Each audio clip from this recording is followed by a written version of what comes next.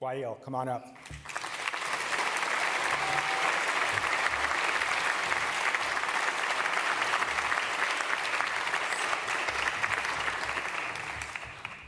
Hi, everyone. Before I start, I would actually ask all of you for a moment of silence for everyone who lost their lives in the past few weeks in every part of the Arab world, defending the rights to have a free and democratic state.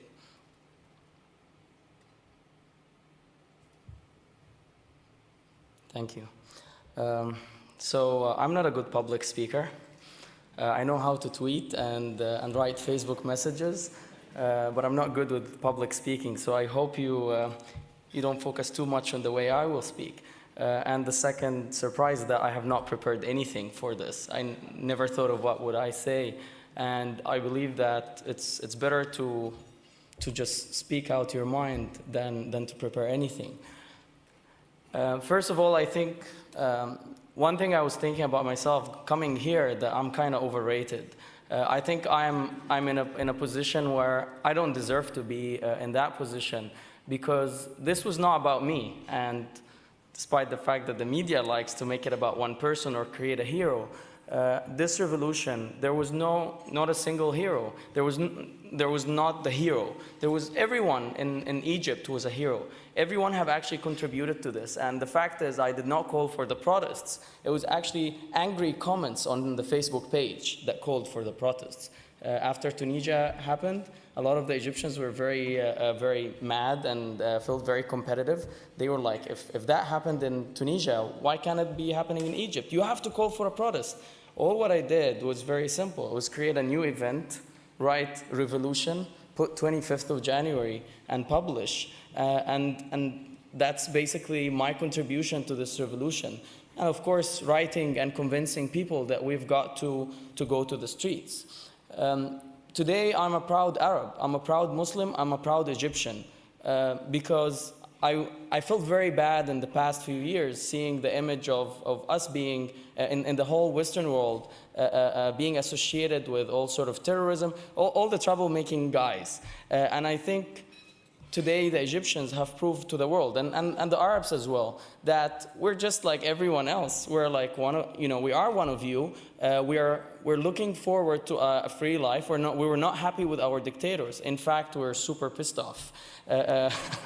And we just didn't know what to do, because we're living in a country where if you dare to speak, you're going to go to jail. And if you dare to say no, you'll find thousands of bad things that will happen to you.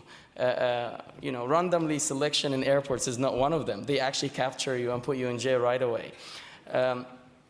So I think what happened in Egypt and what happened in Tunisia, what's happening in Yemen, Bahrain, Syria, it's just a wake-up call, the nice way to say it. I say it in other places, a slap on the face of the international community.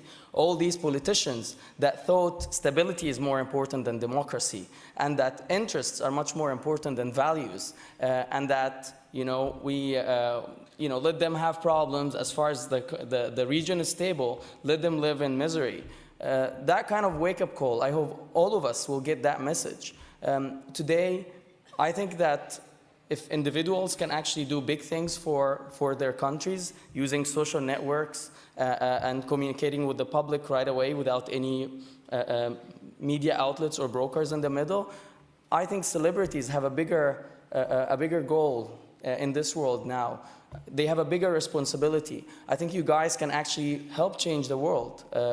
And it all started, it was within me, I would say 1 year ago, that I'm going to change Egypt. And my wife, she was very supportive, but we always had these debates of my time being invested on doing this. I used to sleep 3 hours a day, and my wife keeps asking me, what are you doing? Even when I go to the cinema with her, I have my phone down there, and I was always writing comments on the page. So she asked me, what are you doing? You're not gonna change the world, wake up. And I always believed that I can actually help.